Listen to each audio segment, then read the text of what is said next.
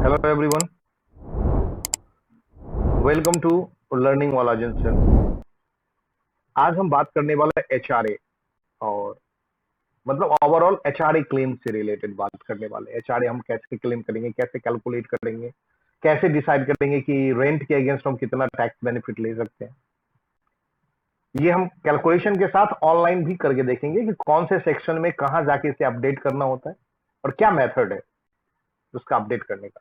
Second, मैं video class में आपको कुछ स्पेशल टिप्स भी देने वाला हूं जो इस पे आपको गाइड करेगा कि आप मान लो आप 50-60 लाख का आपका पैकेज है, एक 1 CR का पैकेज है, 50-60 लाख का, more than 3 lakh rupees per month का आपका सीटीसी है। तो आप टैक्स का बेस्ट प्लान क्या कर सकते हैं, आप एचआरए को कैसे यूटिलाइज कर सकते हैं गेट मैक्सिमम टैक्स बेनिफिट। अब क्या तरीका है कि आप 4 लाख रुपए का इंटरेस्ट एचआरए का क्लेम कर सकते हैं टुगेदर विद एचआरए। आप रेंट भी क्लेम कर सकते हैं पर 4 लाख रुपए का होम लोन इंटरेस्ट भी क्लेम कर सकते हैं।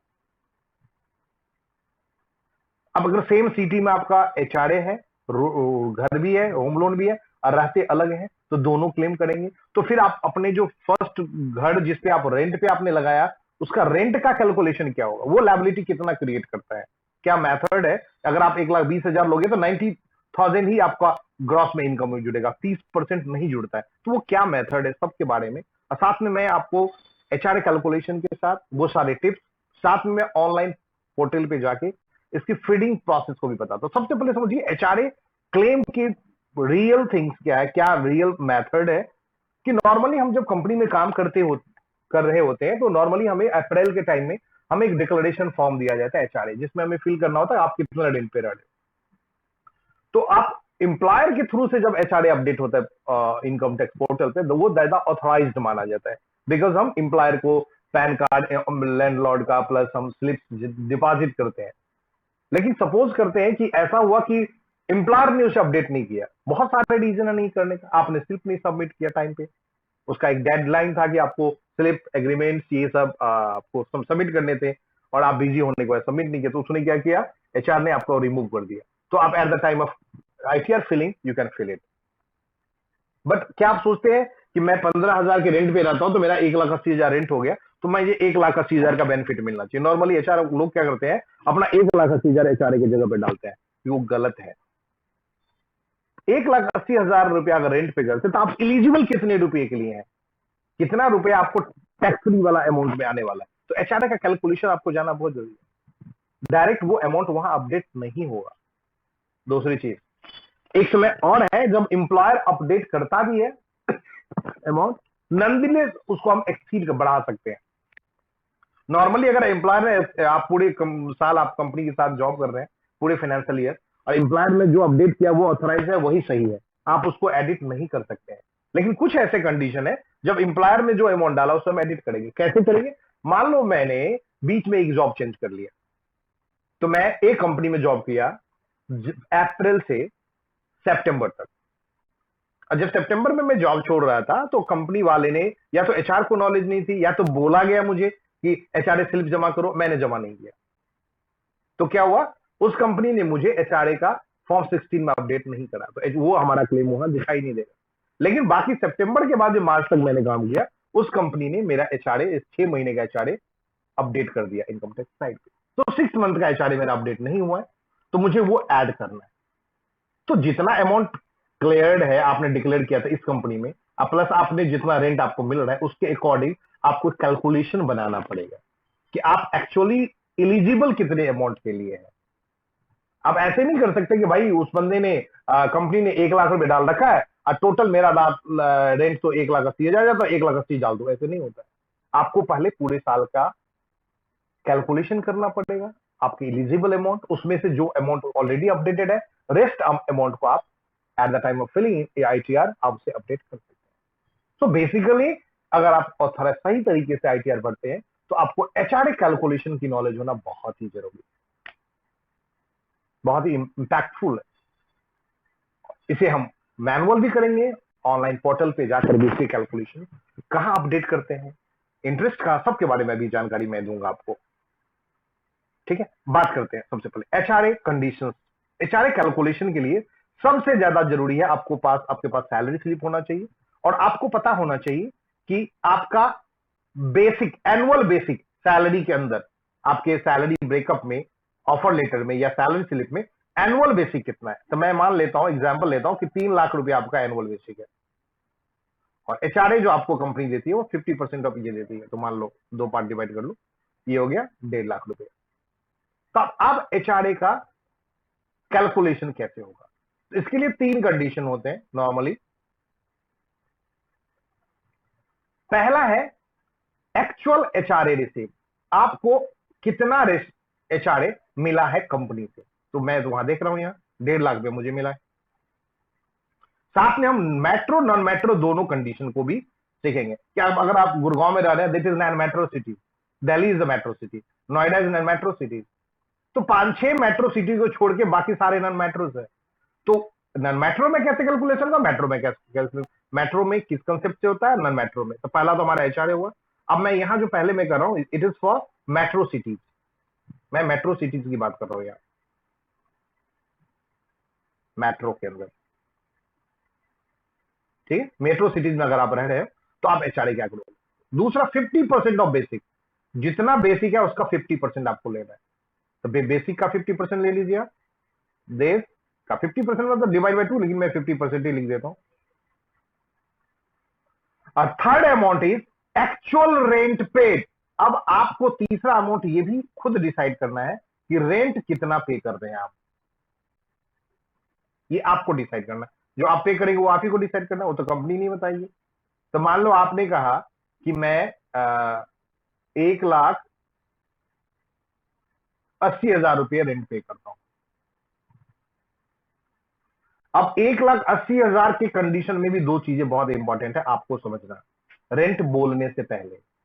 सबसे पहली बात, अगर आपका रेंट 8,333 मतलब साल के 1 लाख से अंदर है, तो आपको लैंडलॉर्ड का पैन कार्ड देने की जरूरत नहीं है। लेकिन अगर आप 1 लाख से ज्यादा अपना रेंट शो करते हैं, तो आपको जो मकान मालिक है, लैंडलॉर्ड है, उसका पैन कार्ड का कॉपी आपको सबमिट करना पड़ेगा।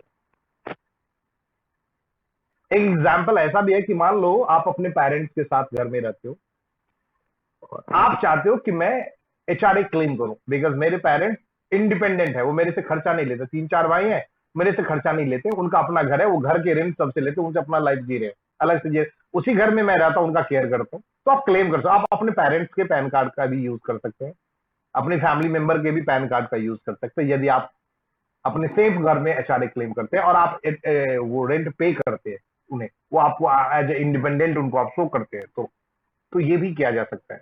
लेकिन इंपॉर्टेंट है कि आपका को ऑनर का पैन कार्ड देना जरूरी है। तो ये एक क्रूशियल थिंग है जिसमें कई बार लोग अपडेट नहीं होते, इसलिए वो एम्प्लॉयर को तो नहीं देते हैं, लेकिन टैक्स भरते वक्त वो 1,80,000 डाल देते हैं। तो आपने भाई 1,80,000 वहां गलत डाला ना, बिकॉज आप एलिजिबिलिटी आपको चेक करनी है, वो कैलकुलेशन भी बताएगा। थर्ड है actual rent minus 10% of basic, मतलब एक्चुअल रेंट मतलब क्या है, 1,80,000 माइनस 10% ऑफ बेसिक, बेसिक का 10% आप निकाल लीजिए, तो थर्ड अमाउंट ही 150। तीनों अमाउंट आपका 1,50,000 रुपए है, दैट मीन्स। और इस रूल जो है एचआरए बेनिफिट जो होता है, एचआरए टैक्स फ्री जो होता है, टैक्स फ्री एचआरए जिसको हम क्लेम करते हैं, वो होता है मिनिमम ऑफ एबव 3, तीनों का सबसे छोटा। इसमें सबसे छोटा तो सारे एक ही जैसा ही है, तो यहां क्या हो जाएगा, जो एचआरए है पूरा पूरी टैक्स फ्री हो गया। मिनिमम, इसके लिए फॉर्मूला मैं लगा देता हूं, मिनिमम वाला, तो अगली बार मैं करूंगा तो अपने आप लेता रहेगा, ये मैंने लगा दिया मिनिमम फॉर्मूला। अब इसको थोड़ा चेंज करते हैं, यहां हो गया 2,40,000 रुपए रेंट। अब देखिए क्या हुआ, और एचआरए है 1,20,000 रुपया, और आपने रेंट कितना कर दिया है, 1,80,000 दिखा रहे हो आप रेंट। तो यहां जो मिनिमम अमाउंट है वो क्या है, वो है आपका 1,20,000 रुपया, जो कि फुल एचआरए है, या अभी भी एचआरए पूरा टैक्स फ्री है। लेकिन अगर आप देखो रेंट ज्यादा है इसलिए इंपैक्ट हो रहा है, अगर आप अपने रेंट को दिखाते हैं 1,20,000 रुपया, अभी एक बार देखिए अपने आप से, अगर आप अपने रेंट को 10,000 रुपये महीने दिखाते हैं, तो अब इसमें सबसे छोटा अमाउंट कौन सा हो गया, 96,000। तो आप केवल 96,000 ही अपडेट कर सकते हैं रेंट में। आप दे रहे हो 1,20,000 और वहां अपडेट कर रहे हो 1,80,000 वाइल फिलिंग द आईटीआर। वो गलत है, क्योंकि आप इस रूल के अकॉर्डिंग आपका जो टोटल टैक्स फ्री अमाउंट है वो 96,000 ही है। रेस्ट जो पैसा है एचआरए में वो टैक्सेबल है। तो आप बात करें एचआरए टैक्सेबल अमाउंट कितना है, वो हो जाएगा to actual HRA minus tax free amount. इस प्रकार से आप केवल 96,000 का बेनिफिट लेने के लिए एलिजिबल है। अगर आप अपने रेंट को 1,30,000 दिखाते हैं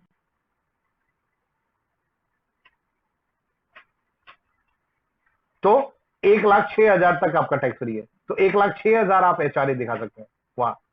अब मान लो ऑलरेडी आपके एम्प्लॉयर ने 90,000 दिखा रखा है, तो रेस्ट ही अमाउंट 26,000 ही तो आप ऐड करोगे। ऐसे थोड़ी कि 1,80,000 1,30,000 रुपया डाल दोगे आप। तो आपको एचआरए का कैलकुलेशन जानना बहुत जरूरी है वाइल फिलिंग द आईटीआर, कि हम कितना क्लेम ले सकते हैं, कैसे ले सकते हैं।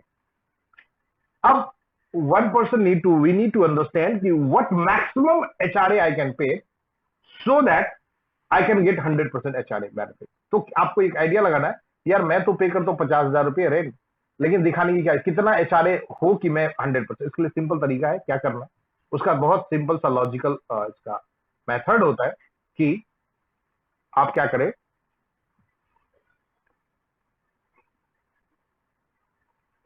जितना एचआरए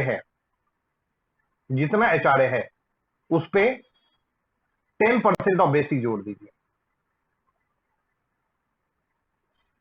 बेसिक का 10% जोड़ दीजिए।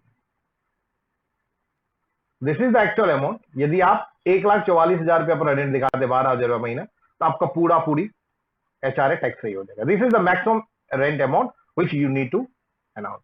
तो मैंने अभी आपको दिखाया एचआरए बेनिफिट पाने के क्या तरीके होते हैं, क्या कंडीशंस हैं, हाउ टू फिल इट। तो अब हम बात करते हैं, इसे ऑनलाइन पोर्टल पे जाके दिखाते हैं, और वहीं हम जब पोर्टल पे फिल कर रहे हैं उसी वक्त आपको बताएंगे हम कि एचआरए जब हम होम लोन के केस में जाएंगे तो वहां हम कैसे क्या करते हैं। हम एलटीए वेलटीए फिलिंग के बारे में भी आपको थोड़ा सा आइडिया दे दूंगा, और वहां हम कैसे क्लेम करेंगे डबल इंटरेस्ट रेट। और ये भी आप याद रखें कि अब normally as per government rule एक बंदा के नेम पे दो घर हो सकता है। अगर आपके पापा के नाम पे कोई दिक्कत, आपके नाम पे 2 घर तक अगर आपके पास है तो आप टैक्स बेनिफिट लेने के लिए एलिजिबल है। तो यदि आप एक लोन ले लेते हैं 20 लाख रुपए का या 40-30 लाख रुपए का, एक घर खरीद लेते हैं, वहां आप 2 लाख रुपया इंटरेस्ट दे रहे हो साल का, तो आपने 2 लाख का इंटरेस्ट क्लेम कर लिया है। और अगर दूसरा घर सेम आप ले लेते हो, तो कहीं दूसरा घर और परचेज करते हो, तो वहां से भी आपको 2 लाख इंटरेस्ट, तो आप टोटल 4 लाख तक का इंटरेस्ट अंडर द इंटरेस्ट आप 4 लाख तक रुपया क्लेम कर सकते हैं, सिंगल हैंडेड 4 लाख रुपीज। तो अगर आपकी ज्यादा सैलरी है और आप टैक्स की लायबिलिटी से परेशान है, तो आप ऐसा करें, देखो आपने घर खरीद लिया और वो भी सेल्फ ऑक्यूपाइड हाउस होना चाहिए जब आपके पास घर आ जाए। अंडर कंस्ट्रक्शन में आप कभी भी इंटरेस्ट बड़ी इंपॉर्टेंट है। लोग क्या करते हैं, लोन लेके अगले साल से इंटरेस्ट क्लेम कर रहे हैं, उनको आइडिया ही नहीं है कि हम एलिजिबल ही नहीं है। सो आप हमेशा याद रखें कि अगर आपने होम लोन लेने से मतलब नहीं कि आपको इंटरेस्ट का बेनिफिट मिलेगा। इंटरेस्ट तब मिलता है जब घर आपको हैंड ओवर होता है, उसके बाद इंटरेस्ट मिलना शुरू होता है। तो ये बहुत इंपॉर्टेंट चीज है जहां लोग बहुत मिलते। तो आप 2 घर खरीद लें, दोनों घर के रेंट पे चढ़ा दीजिए आप। मैं एक एग्जांपल बताता हूं कि मान लो आपको क्या प्रॉस एंड कॉन्स देखते हैं। मान लो आपने 2 घर खरीदा होम लोन लेकर, 2 होम लोन आपने ले लिया, ठीक है। तो दोनों का इंटरेस्ट, अब देखिए इंटरेस्ट लायबिलिटी दोनों निकालता हूं। इंटरेस्ट जो आपको है 2 लाख प्लस 2 लाख, 4 लाख रुपए का आपको इंटरेस्ट मिल जाएगा। क्लियर है? You will get the interest of 40 lakh rupees, 4 lakh rupees, sorry 4 lakh rupees. And coming to the next point, अब अगर 2 घर आपके पास है तो भाई घर तो ऐसे नहीं पड़ा होगा, रेंट पे लगाएंगे। अब रेंट की बात करता हूं मैं, दोनों घर की, घर नंबर 1 घर नंबर 2, ये 2 आपके घर हैं। तो एक पे 10-10 हजार रुपये महीने का आपने, या तो 8-8 हजार रुपये का 10-10 हजार रुपया रेंट ला लीजिए, तो 1,20,000 रुपया आपको यहां से रेंट आ रहा है, और 1,20,000 रुपये यहां से रेंट आ रहा है। तो टोटल जो आपकी इनकम है वो हो जाती है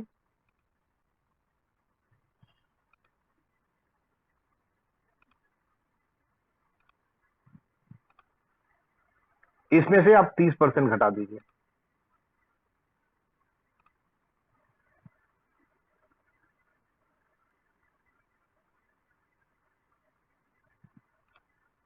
तो आपको 1,68,000 के आसपास की लाइबिलिटी आपके ऊपर आ जाएगी अगर रेंट दिखाएंगे। एक पे आप खुद रहना है तो कोई दिक्कत नहीं है, तब तो आपको केवल एक ही घर का दिखाना है, तो आपको केवल 84,000 का लाइबिलिटी आएगा और बेनिफिट 2 लाख का मिलेगा।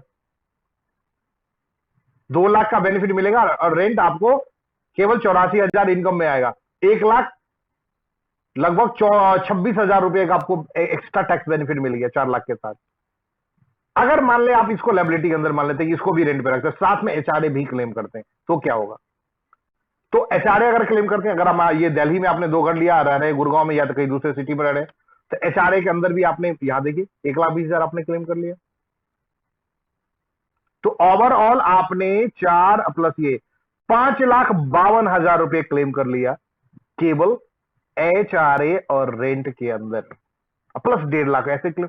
तो आप मैक्सिमम एचआरए क्लेम कर सकते हैं अगर आप 2 होम लोन लेते हैं। अब एक में खुद रहे तो भी कोई दिक्कत नहीं है, फिर भी आपको बेनिफिट ज्यादा मिलेगा।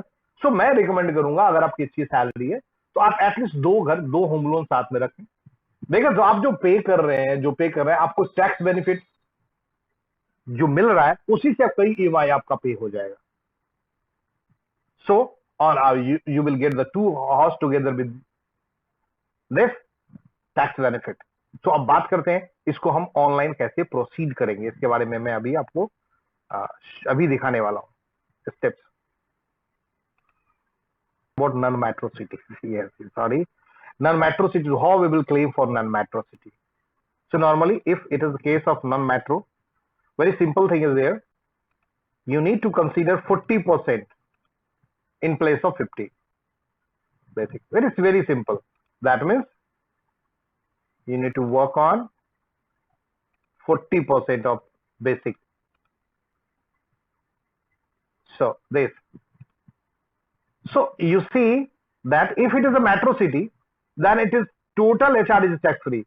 But if it is a non-metro city, on that condition, only 96,000 is tax free. So that is very important. If you are residing in a non-metro city, you can avail the tax benefit by taking care of basic up to 40% only. So because you know that in metro city the rent was very high, because of that you can claim the higher benefit. But in non-metro city rent is very low, because of that it has been categorized. तो non metro के लिए बहुत simple है, आपको 40% कर लेगा। गुड़गांव में रहते हैं, कभी भी 1,20,000 पूरा टैक्स फ्री ना कर लें, on that condition only 96,000 is tax free.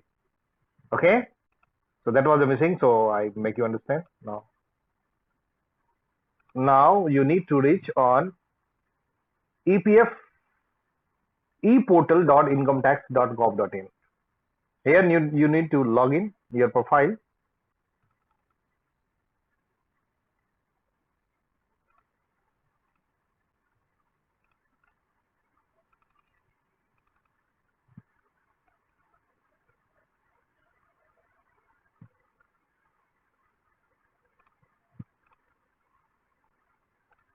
After logging on, you have to go to file. Just I'm making you understand about how to fill HRA and home loan interest. Only 2 things. That is not to file ITR1. Already I filled. I had uploaded one video that is filling the entire process of ITR1. You can check it from there. Now coming to the thing, you need to select the current assessment year, online process, continue. Then go to start new filling, individual, continue. Then select ITR1, then continue. Everywhere similar process there. For ITR2, ITR3, everywhere same process there. Maximum limit. If your limit is you are getting more than 5 lakh rupees salary, then you can select the, otherwise you can select this. Coming to the next. Now I need to complete my first step, that is this. Here you need to select the other and go to next. It is normally is the part of declaring the cost. Declaring your gross. Here is the point. You can update the HRA allowances here. So suppose a company did not updated any HRA, so it is, you will see this in this format. There is no amount is mentioned here. If already HR employer updated the HRA, you will see the amount would be there. So normally मान लो कि इस case में या HRA नहीं है, मुझे calculate करना है, या तो HRA दिया हुआ है और मैं एग्री नहीं करता हूँ उसको, I will on that can when some amount is written here, कोई अमाउंट रिटेन है जिसको आप एग्री नहीं करते तो नो करोगे तो आपको राइट करने का मौका देगा। लेकिन जब कोई अमाउंट है ही नहीं तो यस करोगे तब आपको राइट करने का मौका देगा। ऑलरेडी अमाउंट एम्प्लॉयर ने अपडेट करना है 1,20,000 रुपए और आपको उसको चेंज करना है तो आप चेंज नहीं कर पाओगे, उसके लिए आपको नो करना पड़ेगा। नो मतलब मैं उसको एग्री नहीं कर रहा हूं, तब आप चेंज कर पाओगे। लेकिन जब अमाउंट इंटर में हो तो यस करके आप एग्री करोगे। तो अब एज पर माई कंडीशन कि मुझे लगा कि मैं अगर नॉन मेट्रो में तो 6,000 रुपीज मेरा एचआरए बेनिफिट है तो मैं ये अमाउंट यहां डाल सकता हूं। अब आप बात करेंगे कि मैं 1,80,000 क्यों नहीं डाल सकता, गलत क्यों होगा। एक बहुत बड़ा क्वेश्चन है कि मैं अगर 1,80,000 डाल दूं उनको कैसे पता चलेगा, पीएफ डिपार्टमेंट को कैसे पता चलेगा, या सॉरी इनकम टैक्स डिपार्टमेंट को कैसे पता चलेगा कि भाई क्या है। तो आप याद रखें, जब कंपनी आईटीआर Q4 क्वार्टर 4 का रिटर्न भेजती है, जब कंपनी क्वार्टर 4 का रिटर्न भेजती है उस वक्त वो एक बंदे का प्रॉपर सैलरी ब्रेकअप भेजती है, बेसिक एचआरए सारे कंपोनेंट भेजती है together with your savings, liability, कि आपने पूरा टैक्स लिया कि नहीं लिया। सो उनके पास वो डिटेल होता है कि आपका सैलरी में एचआरए कितना है और आपका मैक्सिमम कितना आप क्लेम कर सकते हो। सो अगर वो बियॉन्ड गया तुरंत आपको नोटिस आ जाएगा। सो ऐसा नहीं है कि कंपनी ने नहीं डाला है तो आप अपग्रेड नहीं कर सकते हैं, ये हमेशा याद रखिए। सो एज पर एचआरए आपको कैलकुलेट करना पड़ेगा, नहीं तो छोटी सी चीज में आपको नोटिस आ जाएगा। देखो जो वहां आपको दिख रहा है भाई 1,20,000 रुपए बेचारे का एचआरए है, यहाँ आप 1,80,000 क्लेम कर रहे हो तो कंट्राडिक्शन तुरंत आ जाएगा। तो एचआरए बहुत सिंपल है जिसे आप इजीली क्लेम कर सकते हैं, लेकिन नोटिस आने के चांसेस बहुत होते हैं यदि आपने रॉन्गली कैलकुलेट करा है तो। ठीक है, अब मैं एक चीज और बता दूं, बहुत इंपॉर्टेंट चीज मैं आपको बता दूं कि एचआरए क्लेम का मैं अलग उसका अलग बताऊंगा। मैं एचआरए क्लेम कैसे करेंगे, claim the exemption of HRA, जो 8GG के अंदर हम क्लेम करते हैं वो क्या होता है। मान लो आपका कैश में इनकम है और आपको इनकम टैक्स में एचआरए क्लेम करना है तो वहां एक रूल होता है 60,000 का मैक्सिमम बेनिफिट मिलता है। उसका भी मैं आपको कैलकुलेशन बता दूंगा, अभी एंड होते हुए मैं वो बता दूंगा कि मान लो आपके सैलरी में ब्रेकअप में एचआरए नहीं है या तो आप प्रोफेशनल इनकम है, वेरी इंपॉर्टेंट, अगर आप प्रोफेशनल इंप्लॉय है आईटीआर 4 भर रहे हो तो आपका क्या है कि एक अमाउंट है कि भाई 1,00,000 रुपए पर मंथ मिलेगा, जिसका 10% काट के 90,000 को मिल रहा है। तो आपको 90,000 मिल रहा है विदाउट ब्रेकअप, तो क्या आपको एचआरए नहीं मिलना चाहिए? मिलना चाहिए। 80GG सेक्शन के अंदर वो एचआरए मिलता है। कैसे मिलेगा वो मैं अभी लास्ट में फिर एक बार एक्सेल सीट पे जाकर उसे मैं कैलकुलेट करके बताऊंगा आपको कैसे वो बेनिफिट हम क्लेम करेंगे। सो हियर मैंने ये अमाउंट डाल दिया जो मैं एलिजिबल हूँ। अगर मैं मेट्रो में रहूंगा तो 1,20,000 पूरा का पूरा डाल दूंगा। ठीक है, एलटीए के बारे में मैं इससे पीछे वीडियो में बताया था तो वो मैंने कैलकुलेशन उसके कंडीशन के बारे में तो बताया था, लेकिन डाले अपडेट यहां होता है।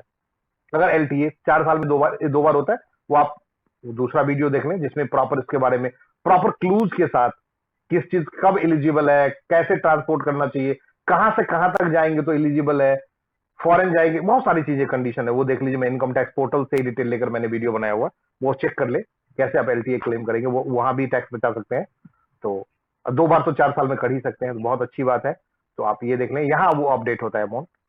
और नेक्स्ट चलते हैं, हम आपको बताते हैं कि वो जो इंटरेस्ट होम लोन इंटरेस्ट वाला जो कंडीशन था, एक और भी देख लीजिए, ये भी आप देख लीजिए। मैं कई फर्स्ट वीडियो में मैंने बताया था चिल्ड्रन एजुकेशन अलाउंस जो 100 रुपीज पर बच्चे का होता है और 300 रुपया उसका हॉस्टल फी होता है। तो उसको जोड़ के अगर 400 रुपया पर के मंथ के अकॉर्डिंग करना चाहे तो यहाँ आप डाल सकते हैं अमाउंट। ठीक है, ये hotel allowance and children allowance update करने का यही प्लेस है जहां से this is the major place जहां आप ज्यादातर सेविंग अपडेट कर सकते हैं। चलते हैं नेक्स्ट में क्लिक करते हैं। अब यहां जब ग्रॉस की बात आती है, जब ग्रॉस अपडेटेड है, यहां ग्रॉस अपडेटेड है तो आपका होम लोन इंटरेस्ट का सेक्शन ही है, होम लोन इंटरेस्ट का सेक्शन ही है। क्लिक करें। आप अगर खुद घर में रहते हैं तो आप कितना इंटरेस्ट पे करते डाल दीजिए, अगर आप 3 लाख भी डालेंगे ठीक है, लेकिन वो जो एलिजिबल 2 लाख की लिमिट में है उससे ज्यादा ये लेगा नहीं अभी तत्काल। तो मैंने यहाँ 2 लाख रुपए इंटरेस्ट दिया, उससे कम अगर आप पे कर जितना पे उतना ही डालें आप तो आपको उतना का बेनिफिट आपको मिल जाएगा। ठीक है। अब अगर आप दिखाते हो कि मुझे एचआरए भी लिया है, तो आप खुद तो रहेंगे नहीं घर पे, अगर एचआरए भी क्लेम करना है। आप दिल्ली में है, आप गुड़गांव में आपका ऑफिस है, आपको बार बार ट्रैवल लंबा करना पड़ता है, 2 घंटे का ट्रैवलिंग है, आपने गुड़गांव में रेंट ले लिया और घर वहां लिया हुआ है होम लोन लेकर, तो आप दोनों क्लेम कर सकते हैं। इवन सेम सिटी में भी क्लेम कर सकते हैं, बट कंट्राडिक्शन क्लियर करना जरूरी होता है कि वो आपने घर लिया वो कैसे है, वेदर वो रेंटेड है या कैसे है, वो आपको क्लियर करना होता है। अगर नोटिस आता है आपको रिस्पॉन्ड बैक करना पड़ेगा उस पर। अब मैं लेट आउट की बात करता हूं कि भाई मैंने तो लोन लिया है, 2 लाख का बेनिफिट है, लेकिन वो रेंट पे मैंने 5,000 रुपया पर मंथ मेरा रेंट है। भाई छोटा सा घर है, 1 BHK है, छोटी सी सोसाइटी में, तो 5,000 रुपया मेरा जो रेंट है। तो पहले तो आप ग्रॉट रेंट मान लो मैंने 12 पंचे 60,000 रुपया दिखा दिया कि भाई साहब मेरा रेंट आ रहा है। देखिए 18,000 बेनिफिट, केवल 42,000 रुपया का लायबिलिटी आएगा। 30% तो वैसे ही रिबेट मिलता है रेंट पे, इनकम पे। क्लियर है। तो और आगे बात करते हैं कि इंटरेस्ट आपको कितना बैंक को पे करना होता है। तो मान लो मैं 2 लाख रुपए पे करता हूं,